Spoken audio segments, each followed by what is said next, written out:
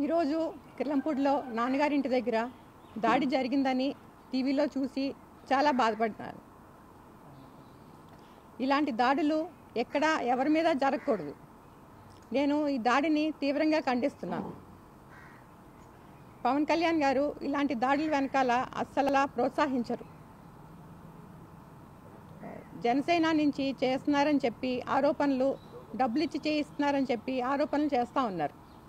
పవన్ కళ్యాణ్ గారు ఎప్పుడూ ఇలాంటివి ప్రోత్సహించలేదు. ఆయనకి ప్రజలన్నా నాయకులన్నా ఎంతో గౌరవం.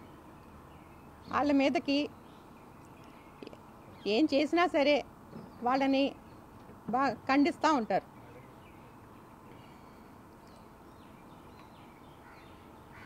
పోలీసులు ఈ విషయాన్ని క్షుణ్ణంగా పరిశీలించి ఎవరు చేయించారు, డబ్బులు ఇచ్చి చేయించారు అని, ఎవరికి లాభం అన్నది మొత్తం తెలుసుకొని బయట పెట్టాలని నేను కోరుకుంటున్నాను.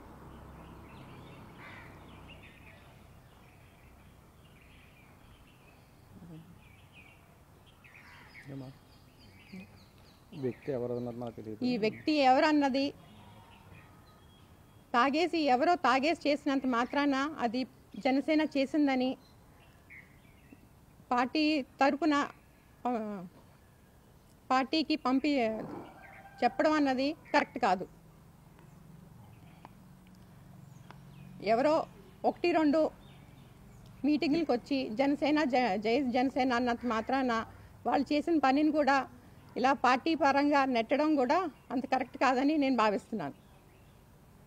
నేను జనసేన పెద్దలతో కూడా మాట్లాడాను. వాళ్ళు కూడా ఎవరు చేశారు, ఎవరు చేయించారు వెనకాలండి ఎంత పెద్దవాళ్ళైనా సరే వాళ్ళని బయటికి తీసుకొచ్చి అందరికీ చెప్తారని నాకు మాట ఇచ్చారు.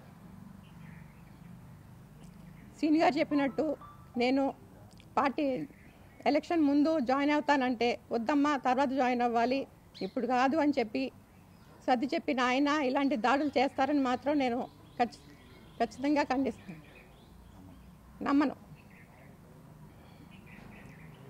దీన్ని పోలీసులు మొత్తం తెలుసుకుని బయటికి తీసుకురావాలని కోరుకుంటున్నాను.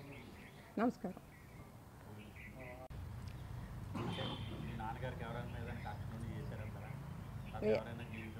లేదండి, అతను వాళ్ళ వీడియో వచ్చింది, నేను చూశాను. తాగేసి చేసిన వాళ్ళే తప్ప ఎవరు కక్ష ఉండి చేసిన వాళ్ళు కాదని నేను అనుకుంటున్నాను. అల్లరి చిల్లరగా తిరిగే వాళ్ళని అనుకుంటున్నాను.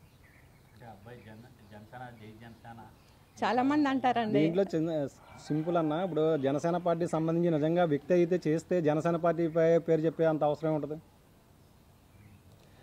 మేము అనుకునేది ఏంటంటే ఇతర ప్రతిపక్ష పార్టీలు కానీ ఇతర వ్యక్తులు కానీ జనసేన పార్టీ మీద బురద జల్లడం కోసం చేస్తున్నటువంటి కార్యక్రమంగా మేము భావిస్తూ ఉన్నాం. ఎందుకంటే జనసేన పార్టీ సంబంధించి ఇలాంటి చర్యలు చేసేటువంటి వ్యక్తులు కానీ కుళ్ళు కుతంత్రాలతో రాజకీయం చేసేటువంటి చరిత్ర కానీ జనసేన పార్టీకి లేదు.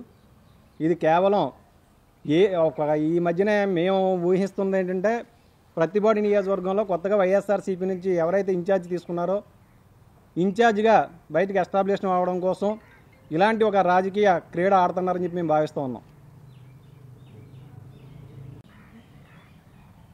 ఎలాగండి క్వశ్చన్ క్లారిటీ లేదు. ఇన్ఛార్జి ఇచ్చారు కదండి ఈ మధ్యన, వాళ్ళే ఇలా చేయించుకున్నారు ఎస్టాబ్లిష్ అవ్వడానికి, అలా చేసి ఉద్దేశం ఉంటుంది. అవకాశం ఏం చెప్తామండి.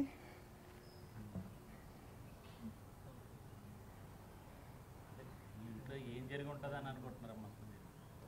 ఏమో నాకు తెలియదండి. అది నేను టీవీలో చూసింది మాత్రమే చూశానండి. అతను వీడియోస్ వచ్చాయి కొన్ని, కానీ మతి స్థిమితం లేదేమో అనిపించింది నాకు అతను మాట్లాడే విధానం అంతా చూసి. కుటుంబ సభ్యులు ఎవరితో మాట్లాడారా? లేదండి, నేను పార్టీ జాయిన్ అయ్యాక మాట్లాడలేదండి ఎవరు.